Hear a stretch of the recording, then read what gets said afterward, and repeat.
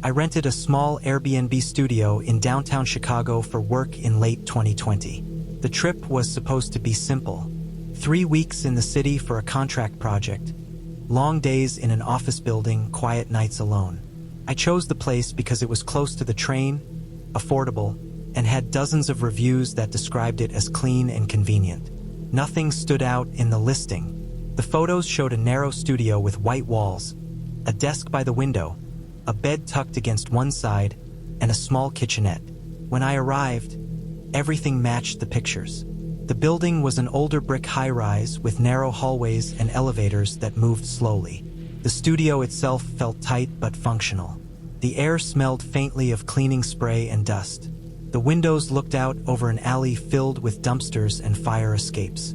At night, light from nearby buildings washed the room in a dull orange glow. I unpacked the basics and settled into a routine quickly.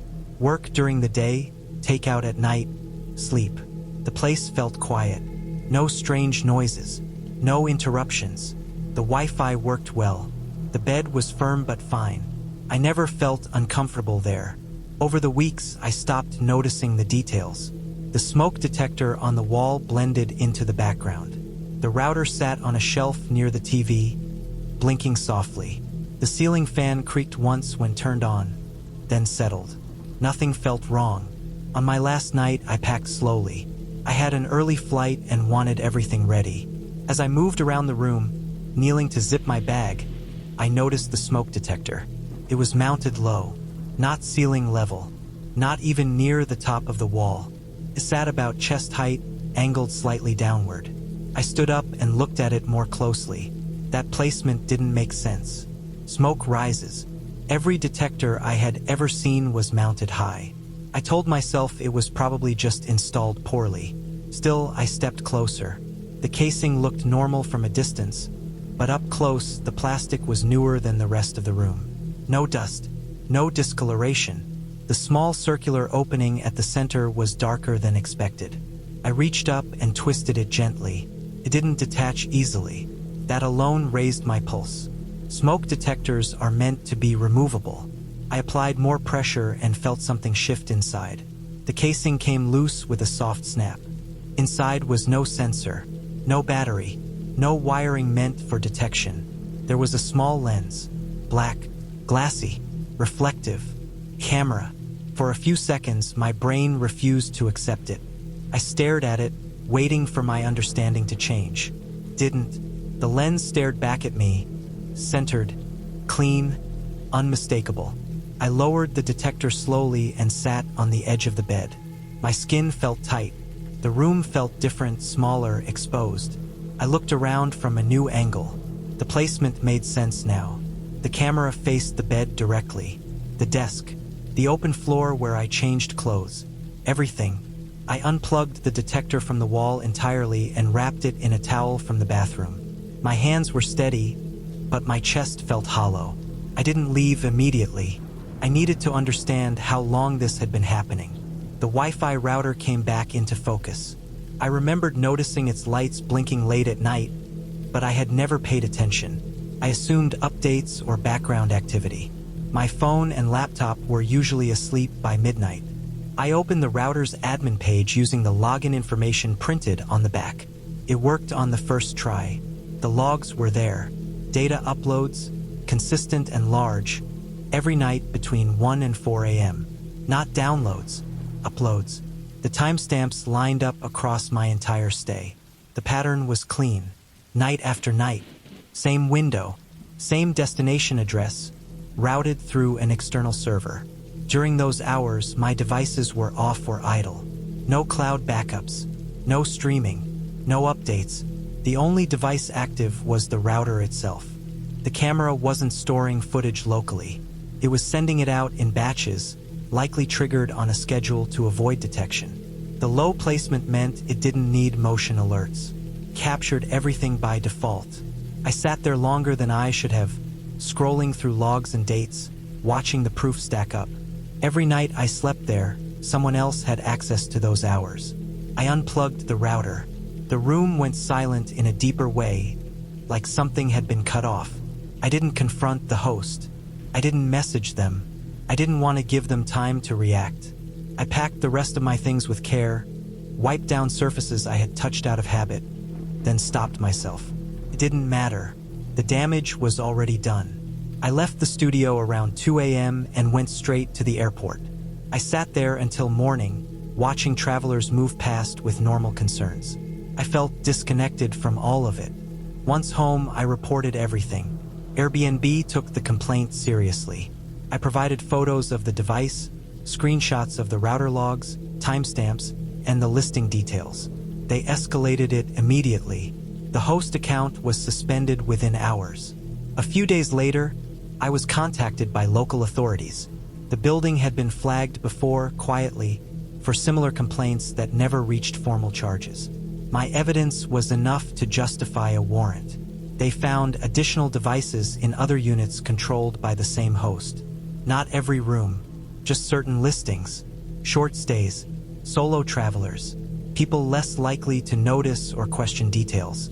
The data wasn't used for blackmail or public release. It was collected, archived, and stored. The host had been building a private library over years, protected by silence and plausible deniability. The case didn't move fast after that. Legal systems rarely do, but the listings were removed. The units were shut down. The host disappeared from rental platforms entirely. What stayed with me wasn't just the violation. It was how normal everything felt until the end. How easily trust slipped into routine. How many nights I slept, changed, existed in that room without knowing I wasn't alone. I don't look at smoke detectors the same way now. I don't ignore small details. I don't assume harmless explanations when something feels slightly off. The studio in Chicago didn't look like a trap. That was the point. 4 of us rented an Airbnb in upstate New York in December 2018. It was meant to be a cheap winter getaway before the holidays swallowed everyone's time. We worked long hours, lived in small apartments, and wanted snow, quiet, and space. The listing showed an old farmhouse with wide windows, thick beams, and a long driveway bordered by bare trees. The price was low for the area, which we blamed on the season. Winter scared people off. We arrived just before dark. The house looked like the photos, which was reassuring. White siding, a deep porch, and a roof heavy with old shingles. Snow covered the yard in uneven patches. The air smelled sharp and clean. Inside, the place was tidy, not staged, but maintained. The floors creaked in a way that felt earned. The furniture was mismatched but solid. It felt like someone's real house, not a rental designed to disappear guests.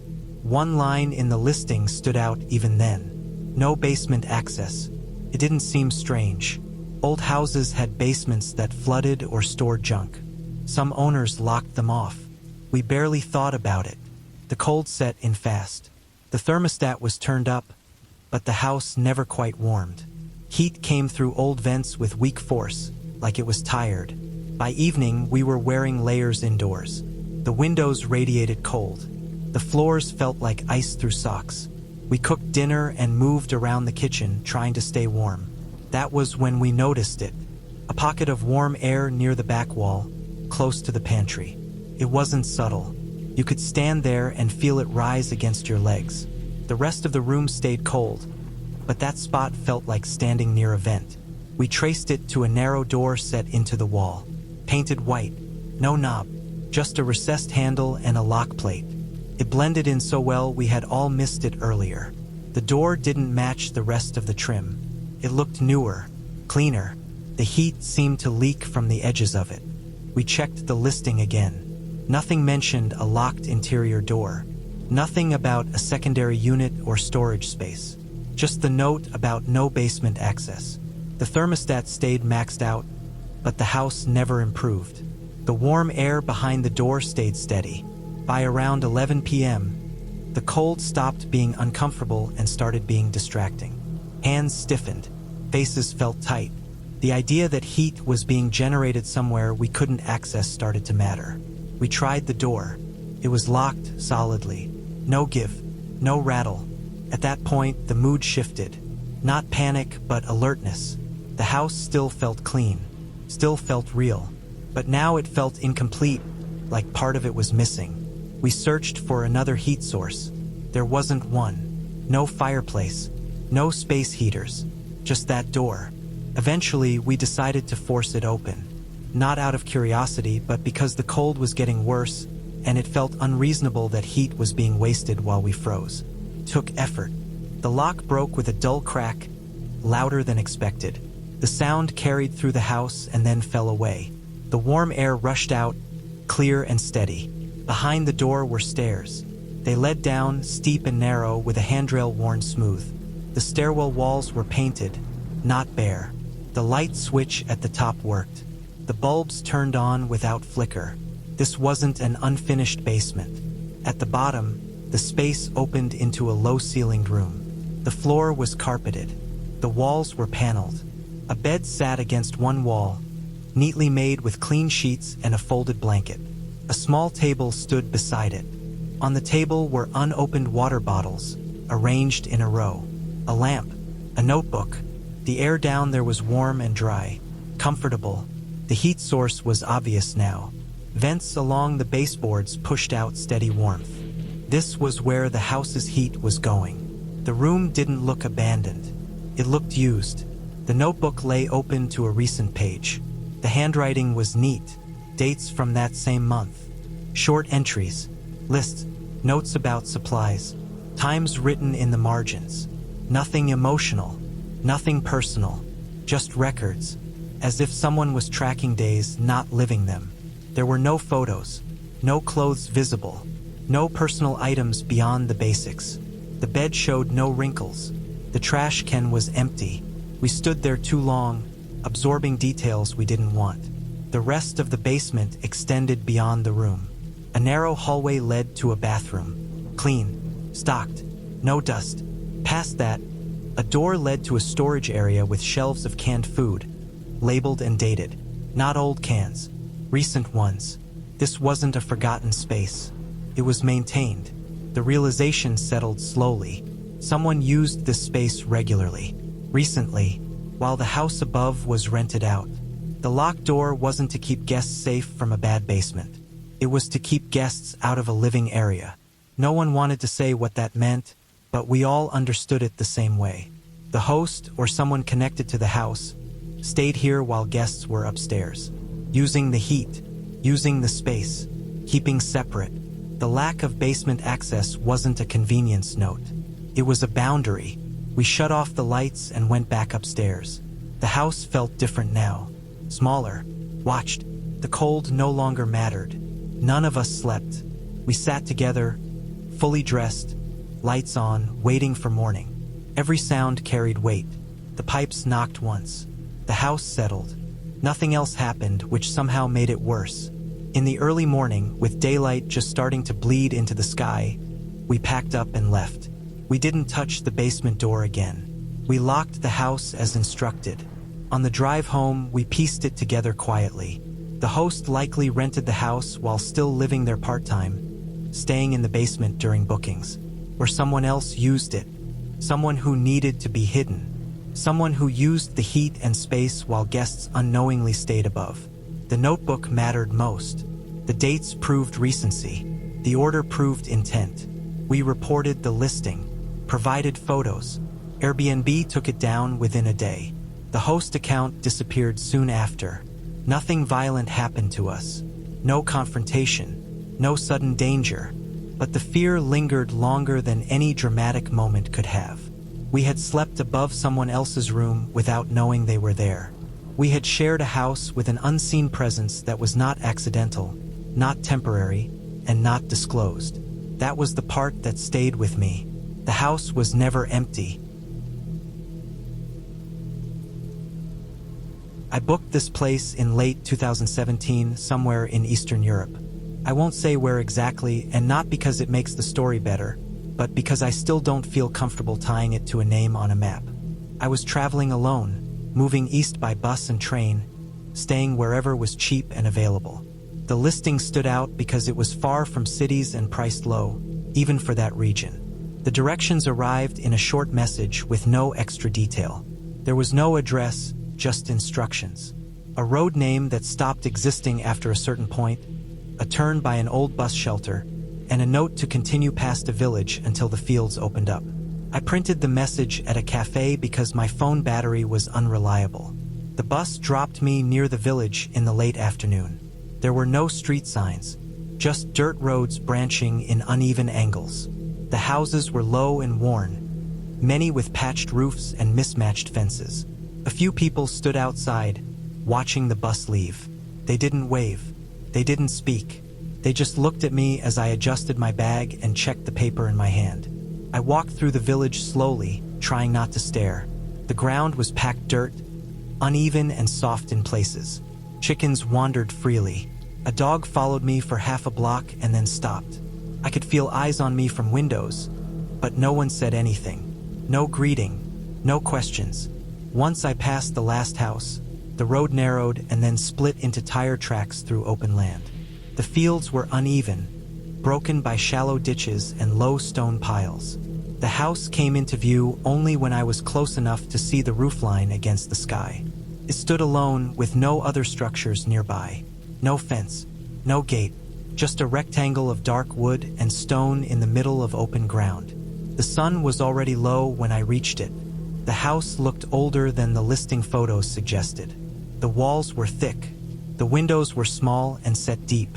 The front door was solid and heavy. The key was taped behind a loose board, exactly where the instructions said it would be. Inside, the air was cold and dry. The rooms were simple but clean. A table, 2 chairs, a narrow bed, a small stove. Everything felt functional, not decorative. The floorboards were uneven, worn smooth by years of use. There were no personal items anywhere. No photos, no books, no signs that anyone stayed there often. On the table lay a single sheet of paper. It was folded once. The writing was in English, careful and blocky, like it had been written slowly. The note welcomed me and reminded me to lock the door at night. The last line stood out from the rest. Do not go outside after dark. There was no explanation. I read it twice and folded it back the same way I found it. At the time, I assumed it was meant as general advice. The area was remote. Wild animals. Uneven ground. No lighting. It felt reasonable. I cooked a simple meal as the light faded. The silence outside grew heavier as the sky darkened. No cars. No voices. No distant lights. The fields vanished into blackness beyond the windows. I locked the door and checked the latch twice. The house held warmth better than I expected. The stove worked well. The wind pressed against the walls but didn't make much noise. I went to bed early. I woke in the night to a sound that didn't belong to the house. It was rhythmic, slow, even, something moving outside. At first, I thought it was wind pushing through tall grass. Then I realized it had weight. Each sound carried a dull impact, followed by a scrape. Step, drag, step, drag. The movement stayed close to the house. It wasn't random. It followed a line passing one window, then the next.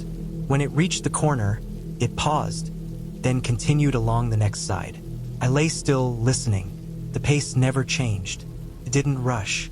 It didn't hesitate. It moved like something following a routine. The dragging sound stayed consistent, as if one side of whatever it was didn't lift properly. The perimeter walk continued. One full circle, then another. I didn't hear breathing. I didn't hear voices. Just the steady pattern of movement against dirt and grass. At one point, the sound stopped near the door. Not directly in front of it, but close enough that I felt it through the floor. I stared at the door, watching the handle, expecting it to move. Didn't. After a long pause, the movement resumed and continued along the wall, fading as it reached the far side of the house. I stayed awake until the sky lightened. When morning came, the fields reappeared slowly, gray and flat under a low sky. The house looked the same as it had the day before. Solid, empty, still. I stepped outside carefully. The ground around the house was soft from recent moisture.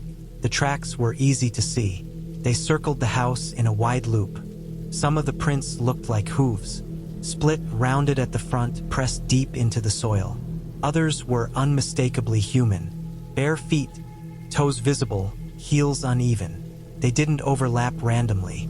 They alternated in a pattern that made my stomach tighten. One track would be hoof-shaped, the next would be human. The spacing matched the sound I had heard. Step, drag, step, drag. The human prints showed signs of imbalance. One foot pressed fully into the ground. The other barely touched, as if the person couldn't put weight on it. The hoof-like impressions were deeper, heavier, and slightly angled. I followed the tracks away from the house. They led toward the fields, then curved back, completing the circle. There were no other tracks mixed in. No shoes, no vehicle marks, just that pattern. I didn't need to imagine animals or anything unnatural. The explanation formed on its own as I studied the ground. Someone local, likely living nearby, used a homemade hoof-shaped boot or brace on one foot, possibly for work with livestock, possibly to protect an injured limb. The dragging suggested damage, maybe a bad leg, maybe a prosthetic that didn't fit right. The mix of prints wasn't from two beings. It was from one. Someone who walked the property every night. Someone who stayed out of sight. Someone the host knew well enough to warn guests without explanation. I packed quickly. I didn't explore further. I didn't take photos. I locked the door and left the key where I found it. As I walked back toward the village, I noticed similar prints near the edge of the fields. Faint, older, partially erased by time and weather. This wasn't new behavior. It was routine. When I reached the village, a man stood near a fence, repairing something with slow, careful movements. One leg was braced in a thick, uneven covering that extended down to the foot.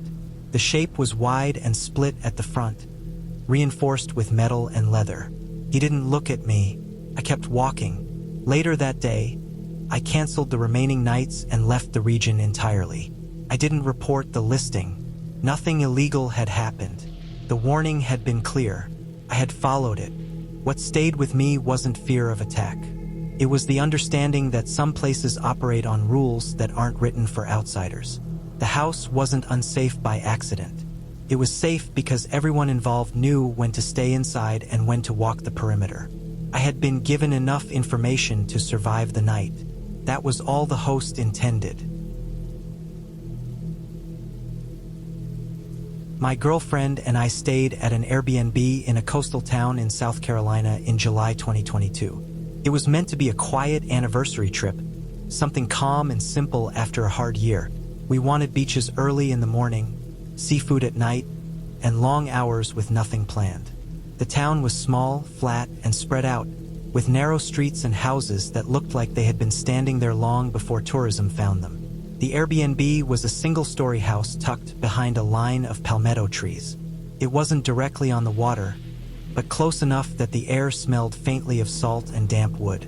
The listing showed bright rooms, white walls, and simple furniture. Nothing fancy, but clean. The reviews were short and positive. Quiet, good location, easy check-in. We arrived late in the afternoon. The heat was heavy and wet, the kind that sticks to your skin even after you stop moving. Inside, the house was cooler, but the air felt stale, like it had been closed up for a while. Ceiling fans spun slowly in every room. The bedroom was at the end of a short hallway. When I closed the door behind us, I noticed the lock immediately. It was an old-style knob with a small twist lock in the center. I turned it from the inside, and it didn't move.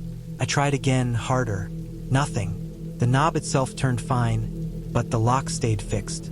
We assumed it was broken. Old houses had quirks. We tested it a few times and gave up. It didn't feel important then. We weren't worried about privacy. We were alone in the house. The rest of the evening was normal.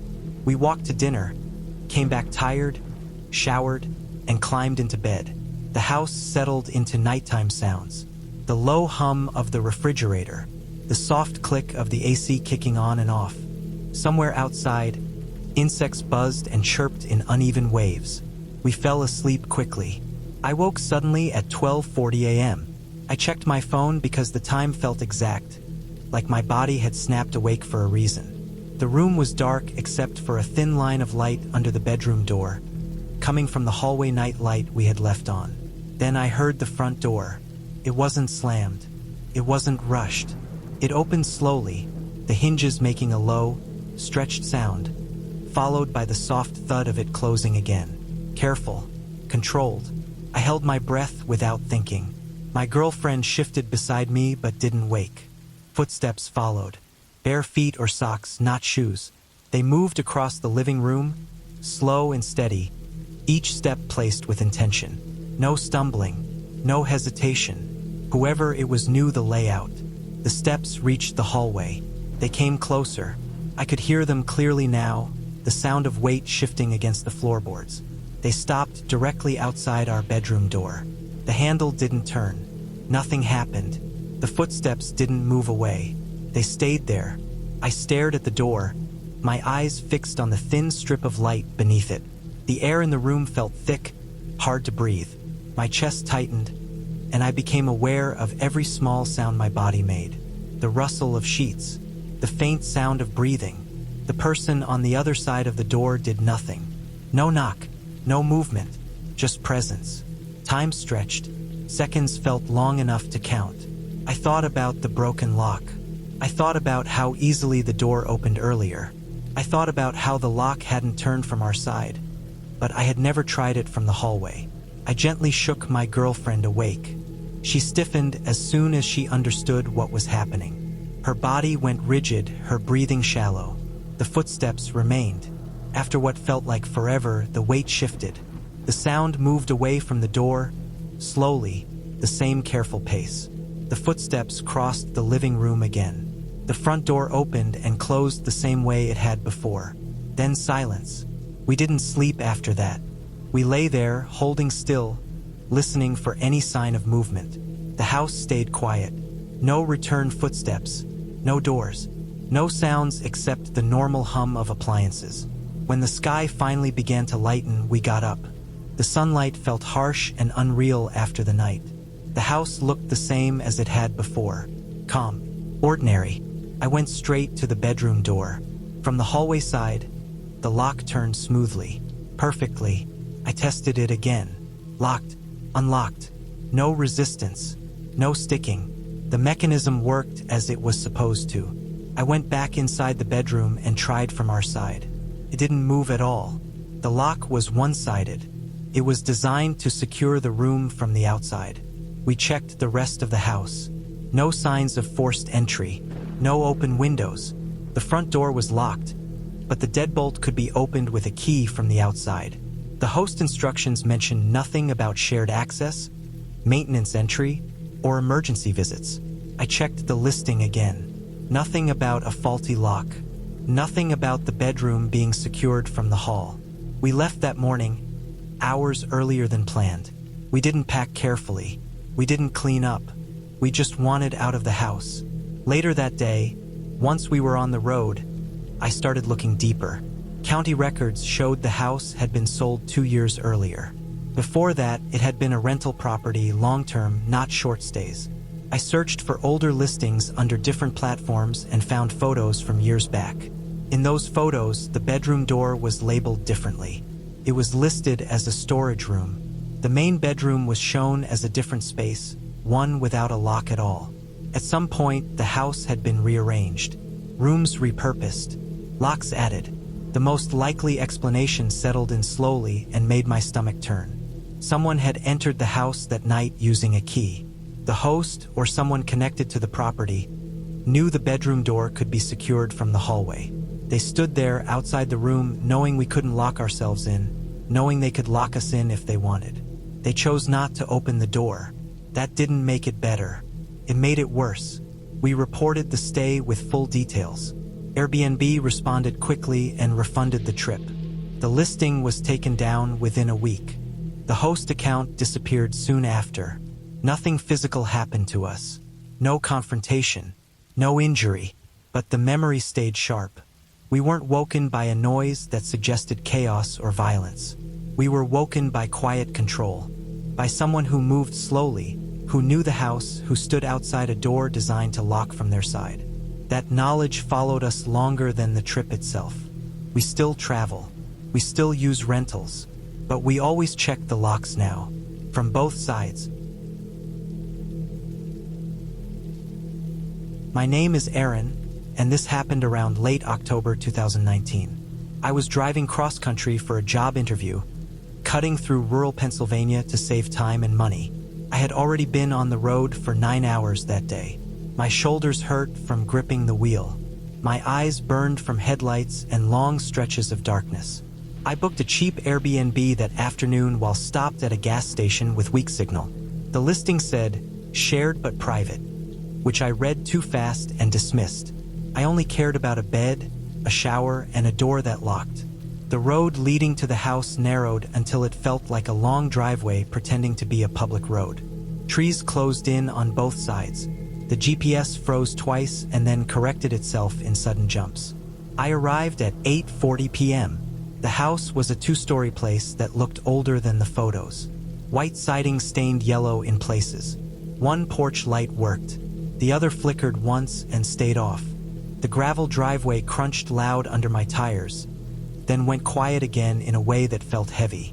When I unlocked the door, the smell hit me first. Old food and bleach. Not strong, but mixed in a way that didn't make sense. Like someone tried to cover something and missed spots. The air felt damp and stale, like it hadn't moved in a while. The host greeted me briefly and went upstairs. I barely processed what he looked like. Average height, clean clothes, neutral face. Nothing obvious to react to. I remember thinking he moved quietly for a house that old. The layout was simple. My room and a small bathroom were on the first floor. The stairs were narrow and steep, leading straight up from the living room. The kitchen was off to one side, neat but unused, like it was staged and then abandoned. The fridge hummed low. A single clock ticked somewhere I couldn't see. Once the host went upstairs, the house settled into silence. Not calm silence, empty silence. No footsteps, no shifting floors, no water running. I stood still and listened longer than I meant to. Even the fridge seemed too quiet. I dropped my bag in the room and sat on the edge of the bed without turning on the light. The mattress dipped too much on one side. The sheets smelled clean but thin. I told myself I was tired and reading too much into things. Rural houses were quiet. That was the point. I took a shower. The water pressure jumped between weak and harsh. The drain gurgled once and then stopped. When I turned the water off, the silence rushed back in, sharper than before. I checked my phone. No service. The Wi-Fi worked, but slow. Messages loaded in pieces. I sent a quick update to my brother and set my alarm for early morning. I wanted to leave before sunrise to make good time. I lay down with the lights off. The darkness felt thick. The window faced the side of the house. Nothing but trees and a narrow strip of yard. No passing cars. No wind. The only sound was the clock ticking somewhere beyond the walls. I fell asleep for maybe an hour before waking suddenly. No noise had pulled me up. It felt like my body decided to wake on its own. My mouth was dry. My heart was beating fast for no clear reason. I stared at the ceiling and waited for something to explain it. That was when I noticed the light. A thin line of warm light spilled from under the door at the top of the stairs.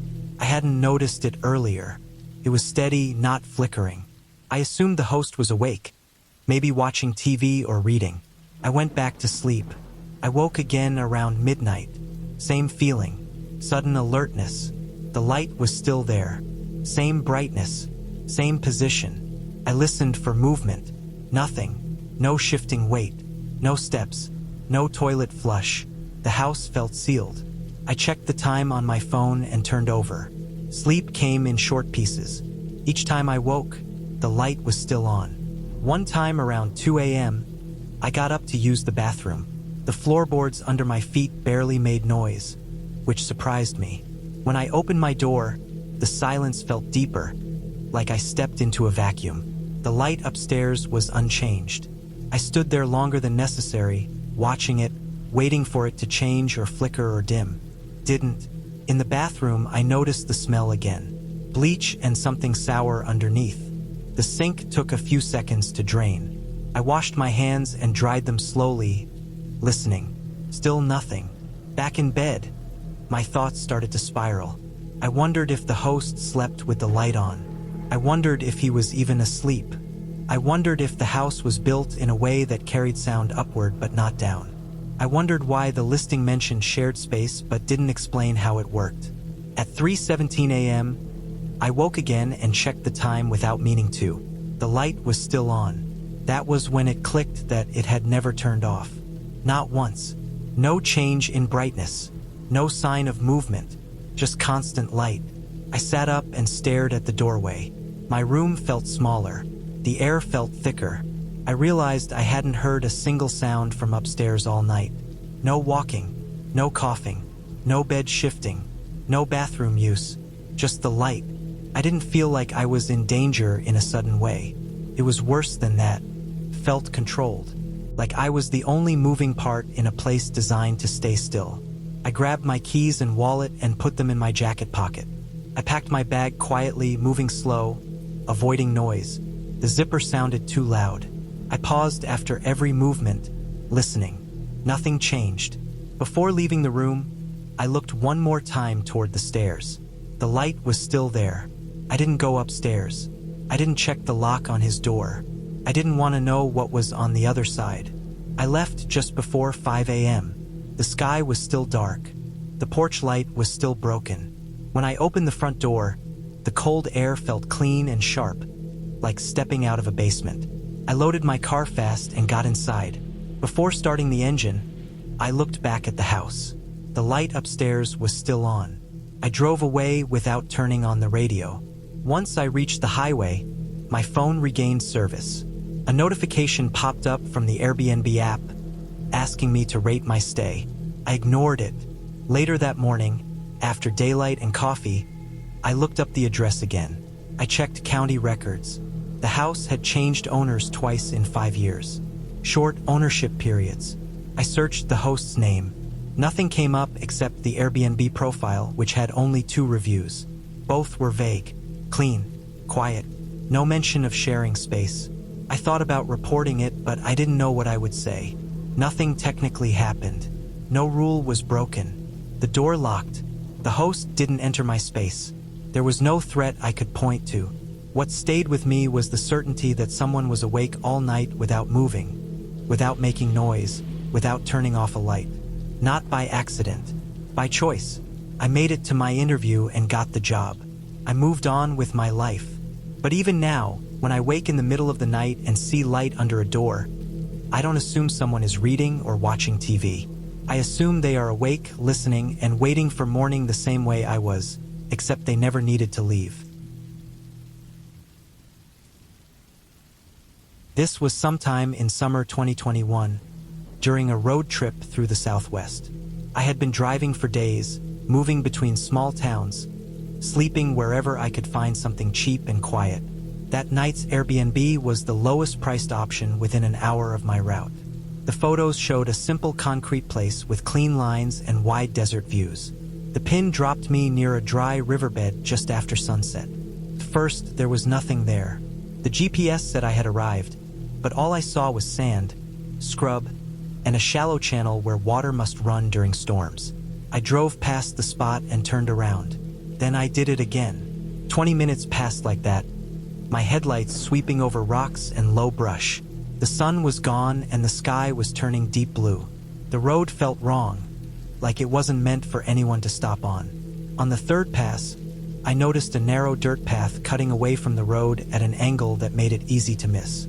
There was no sign, no mailbox, just tire marks fading into the dirt. I followed it slowly. The path dipped and curved, then climbed slightly toward a low hill. The house came into view all at once, like it rose out of the ground. It was concrete, flat, and partially built into the hillside. One side was buried almost to the roof. The front had no porch, just a metal door and 2 narrow windows set high. It looked less like a home and more like a utility building someone decided to sleep in. I parked beside it. The silence felt thick. No insects, no wind, just my engine ticking as it cooled. I checked the host instructions again. There was no greeting message, no notes, just a keypad code and a reminder to lock up when leaving. Inside, the air was cool and dry. The walls were bare concrete. The floor was smooth and cold through my shoes. The furniture was minimal and heavy, like it was chosen to be hard to move. A bed, a table, a chair, a small kitchen area. No decorations, no personal items. It didn't feel abandoned, but it didn't feel lived in either. The windows were narrow slits and faced nothing but dirt and rock.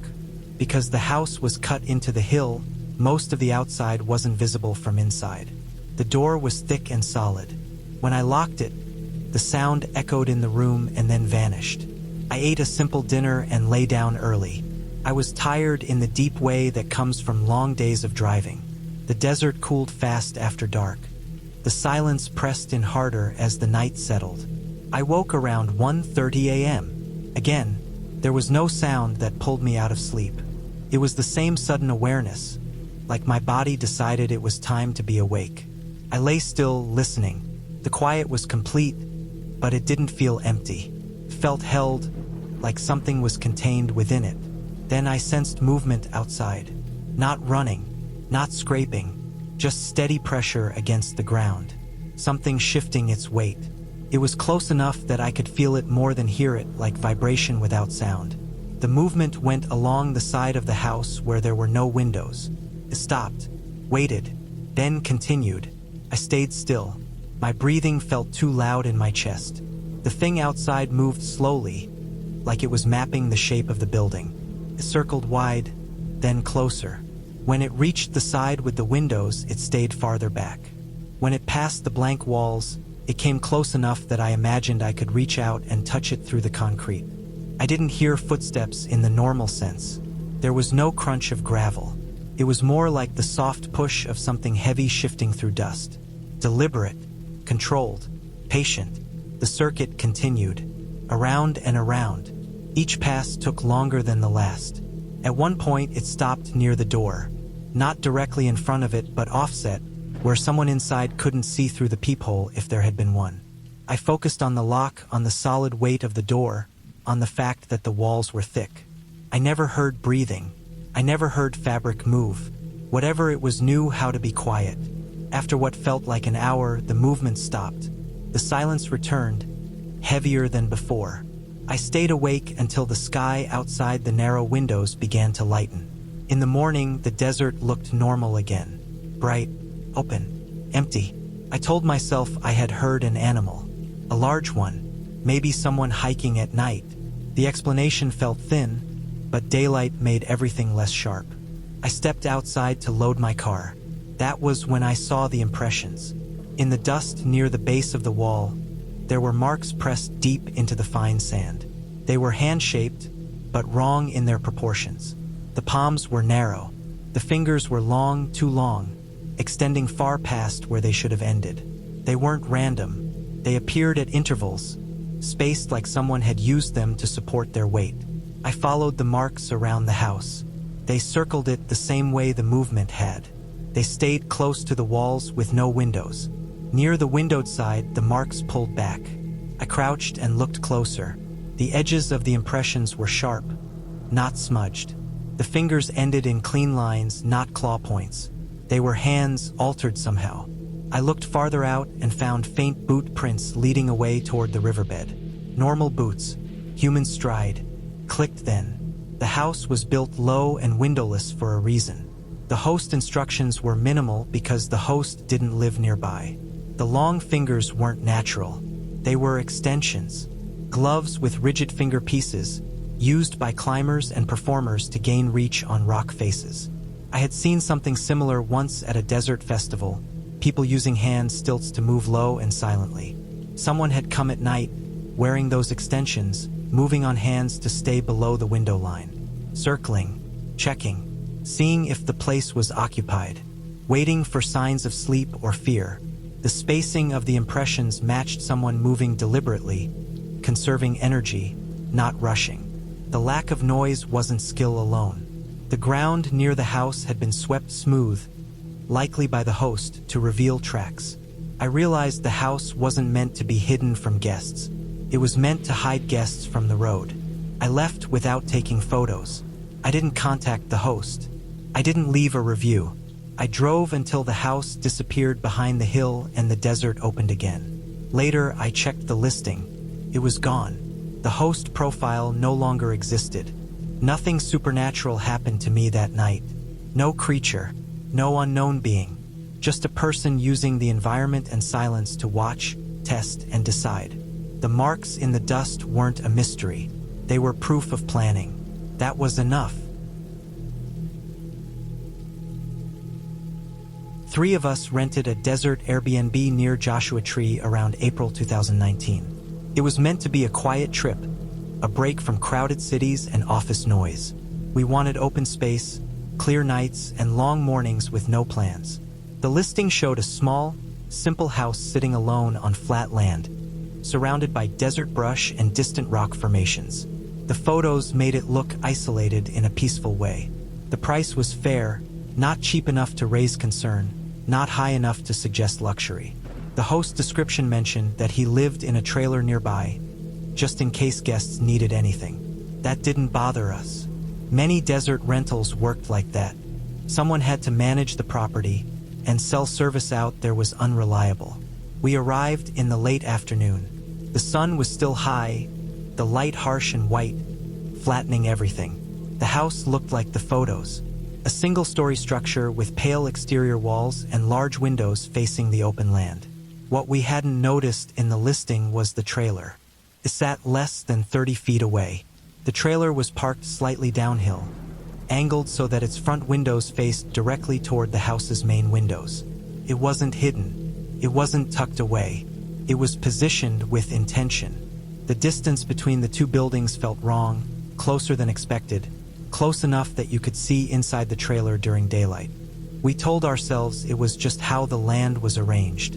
Flat desert didn't offer many options for privacy. We unloaded our bags and went inside. The house was clean and spare. Concrete floors, white walls, simple furniture. Everything echoed slightly. The air smelled dry and faintly metallic, like dust and sun-heated stone. The windows were large, which felt nice at first. They let in a lot of light and made the space feel open. The trailer outside was empty when we arrived. That first evening, we cooked dinner and watched the sky change colors. As the sun dropped, the desert cooled fast. Shadows stretched long across the ground. That was when we noticed the host. He was sitting outside the trailer in a folding chair. He didn't wave. He didn't adjust his posture. He just sat there, facing the house. At first, it felt awkward but not alarming. Maybe he was enjoying the sunset. Maybe that was his routine. We tried not to stare.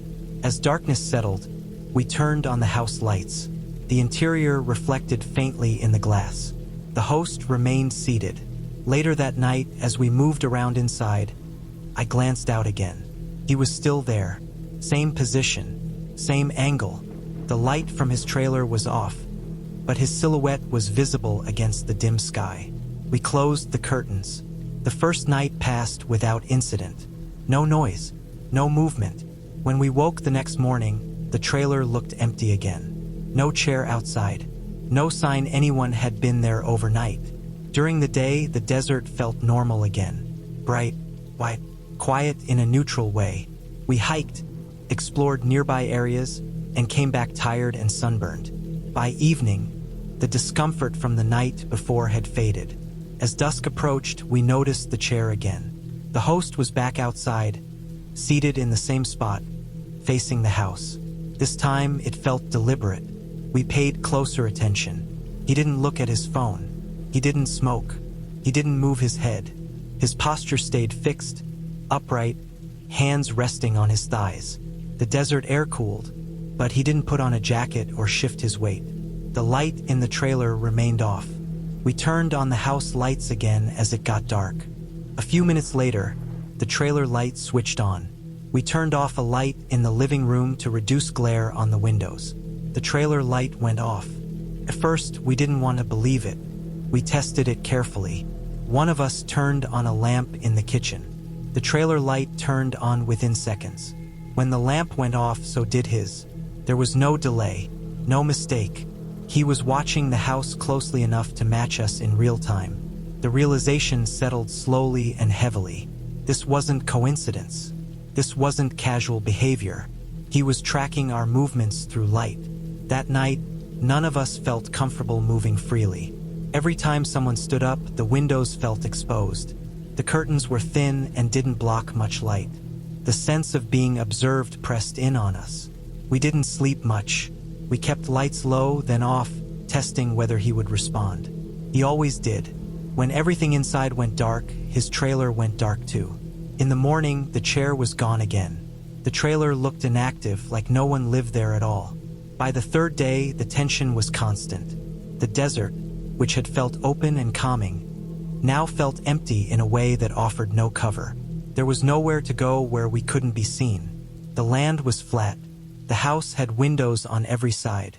That evening, the host returned to the chair earlier than before. He didn't bring food. He didn't bring a drink. He didn't shift his position as the sky darkened. The light matching started immediately. At one point, one of us stepped into the bathroom and turned on the light briefly. The trailer light flicked on and off with it. We stopped pretending it was nothing. We checked the listing again. The wording about the host living nearby suddenly felt vague in a way that now mattered. There was no mention of proximity, no mention of shared land, no mention of visibility. We looked around the property more carefully.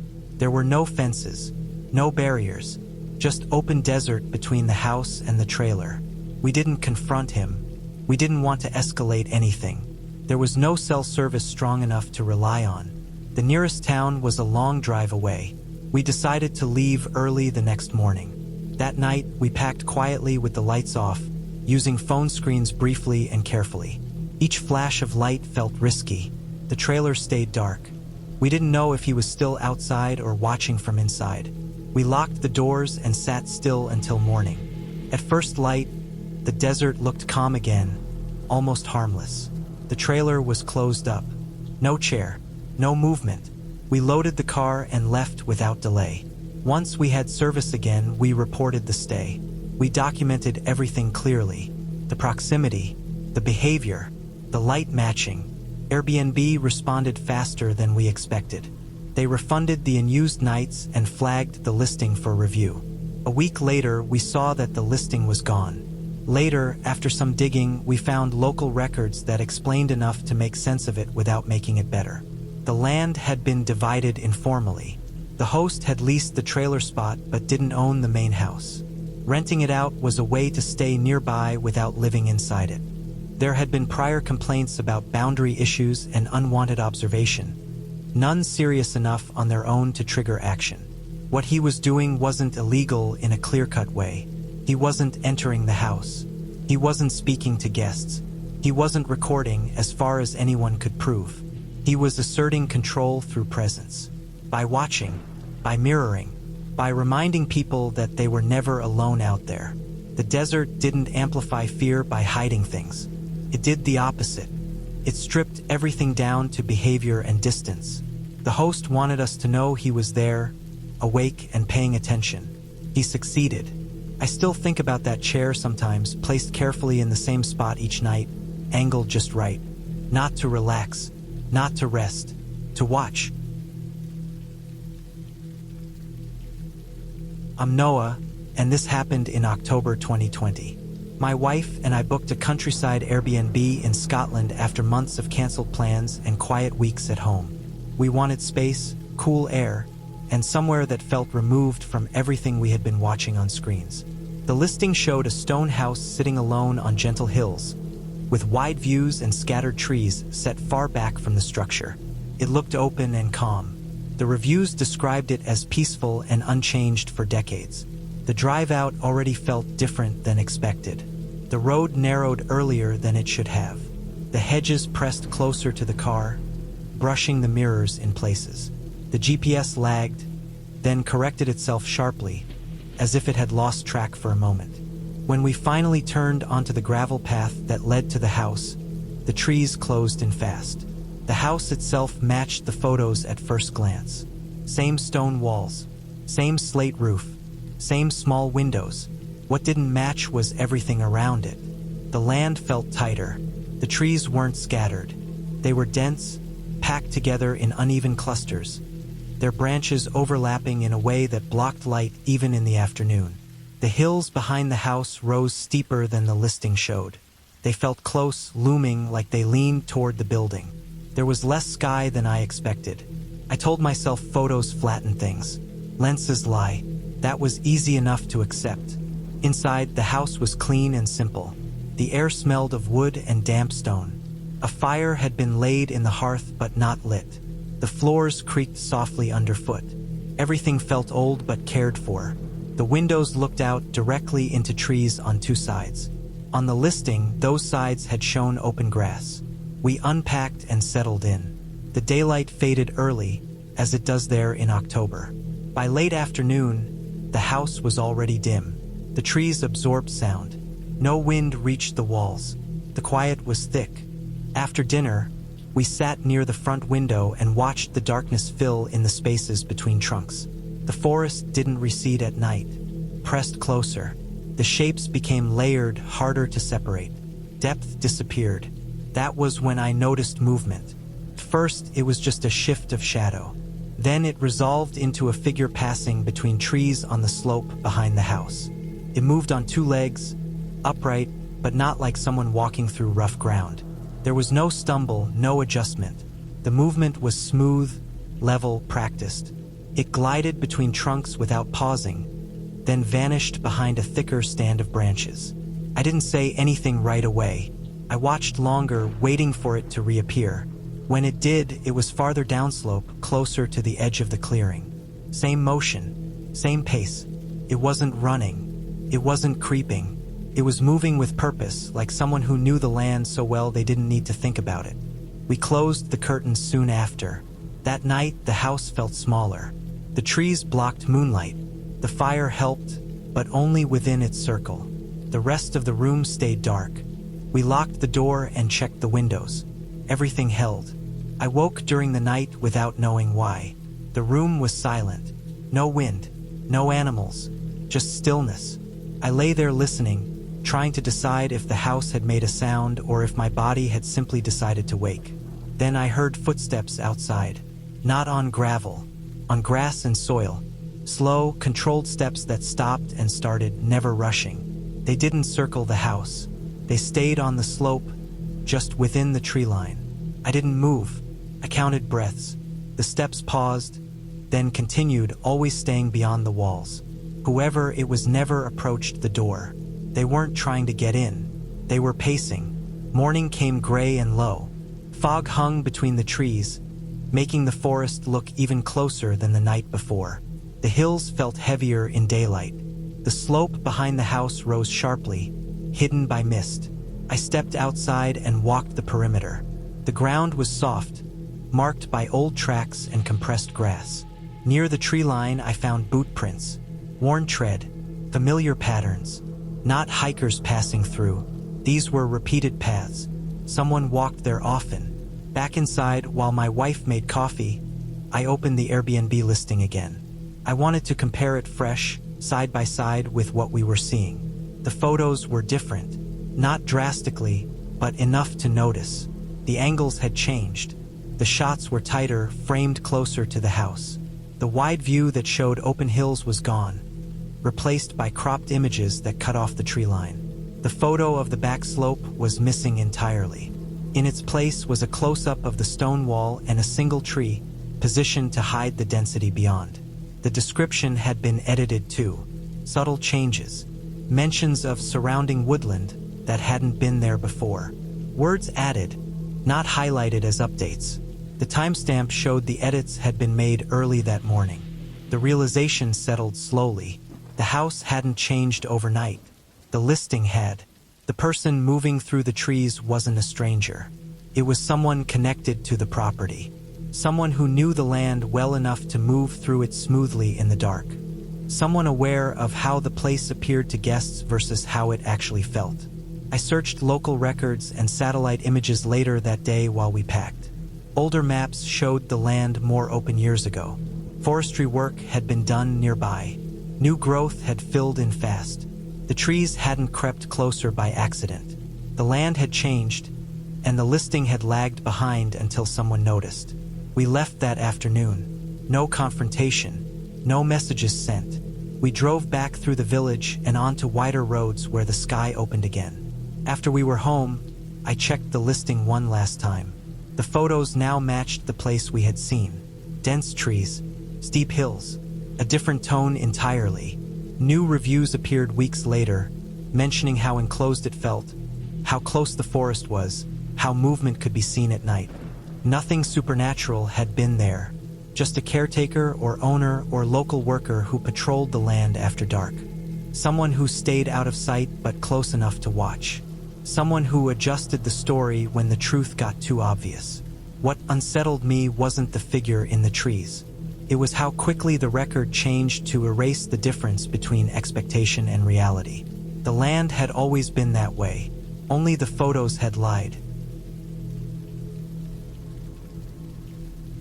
This happened in January 2024, during a week that already felt heavy before anything went wrong. I was visiting family in a small Midwest town where winter presses down hard. Snowbanks lined every road. The sky stayed flat and pale for days. I booked a budget Airbnb on the edge of town because it was cheap, close enough to drive back and forth, and available on short notice. The listing showed a plain house with neutral furniture and no personality. That was fine. I needed a place to sleep, nothing more. The house sat on a quiet street where most homes looked similar. One story, vinyl siding, wide driveways, no sidewalks. The yard was empty except for frozen grass and a leaning mailbox. No nearby traffic noise. No people outside. The cold felt sharper there, with nothing blocking the wind. Inside, the house was clean but stripped down. No personal photos. No clutter. Just furniture placed where it needed to be. The heat worked well, humming through vents in short bursts. The air smelled faintly of disinfectant and old fabric. The lights were bright but harsh. On the coffee table sat a guest book. It was thick, with a fake leather cover and a pen tied to the spine with string. I noticed it right away but didn't open it. I dropped my bag by the couch and went to see family for the evening. I came back after dark. The street looked unchanged. Same stillness. Same empty driveways. The house felt warmer when I stepped inside, like it had been holding heat too long. I locked the door and took off my coat. The silence inside felt deeper than outside. I made something simple to eat and sat on the couch. That's when I picked up the guest book. Most entries were what you'd expect. Short notes, dates, a few compliments about the bed or the quiet. Some handwriting was neat, some rushed. Many used the same phrases, as if people didn't know what else to say. I flipped through slowly, not paying much attention, until one entry made me stop. It was dated for the next day. Tomorrow's date. First, I assumed I misread it. I checked the previous pages. The dates were consistent. The entry before it was from early January. The one after was blank. This entry sat alone on the page, written neatly in blue ink. The handwriting looked wrong. Not unfamiliar exactly, just close enough to make my chest tighten. The letters leaned the same way mine did. The spacing between words felt practiced in the same way. Even the way the lowercase t crossed slightly high matched how I wrote when I wasn't thinking about it. The entry described a guest checking out mid-morning. It mentioned leaving the key on the counter. That detail wasn't part of the listing, but I had already planned to do that because it felt obvious. It also mentioned brushing snow off the car twice before leaving. I had already noticed the forecast and expected overnight snowfall. Nothing in the entry was impossible to guess. That's what made it worse. I read it again, then again. The date stayed the same. The handwriting stayed familiar. The tone was neutral, like all the others, but it felt personal because it mirrored how I would describe things. I closed the book and set it down. I stood up and walked the house.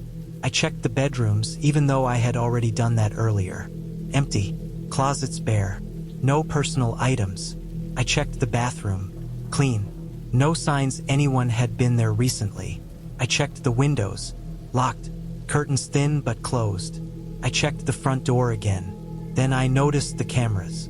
They weren't obvious at first. One was built into what looked like a motion sensor near the entry. Another was part of a smart thermostat unit in the hallway. I hadn't paid attention earlier because they blended in with modern fixtures. Budget or not, many places had smart devices now. I unplugged the router. The house went quieter somehow, like the low electrical hum had been masking something. The silence felt sharper. I sat back down and picked up the guest book again, this time flipping to the inside cover. There was a small printed note explaining that guests were encouraged to leave an entry before checkout. The pen tied to the book was the same kind I carried in my bag. I opened my bag and took mine out. I compared them. Same brand, same ink color. That alone meant nothing. I thought about the listing, the host response times, the way check-in instructions were automated but slightly customized, the way the house felt maintained but not lived in. I realized how much of my routine I had already revealed without thinking. Arrival time, length of stay, weather concerns, my habit of writing notes, my general schedule, all of it visible through booking details, exterior cameras, and basic observation. The entry wasn't a prediction. It was a draft. Someone had written what they expected me to do based on patterns they'd seen before. The handwriting wasn't copied by accident. It was practiced, mimicked over time by watching guests write, sign, leave notes. A person can learn a lot by collecting samples. The date wasn't a mistake either. It was written ahead of time because it didn't matter when it was written. It only needed to be close enough to feel personal. I imagined the host checking the book between stays, adding entries, filling gaps, making the guest book look full and authentic, practicing handwriting for consistency, testing how much detail could be included without raising suspicion. This one crossed the line because it matched me too well. I packed immediately. I didn't take my time. I didn't clean. I didn't follow any checkout steps. I left the key on the counter because I didn't want to keep it. I didn't write anything in the book. Outside, snow had started to fall lightly. My car already had a thin layer on the windshield. I brushed it off once, not twice. I drove away that night, back through dark roads and empty intersections, toward a hotel with lights and people and a front desk that felt visible. Later, after I was home, I checked the listing again. The guest book wasn't mentioned anywhere. The house photos hadn't changed. The reviews stayed positive. I reported the entry to the platform with photos. The listing was taken down weeks later for policy violations. What stayed with me wasn't fear of the unknown. It was the realization that someone had watched enough people leave that house to know how to write their endings before they did.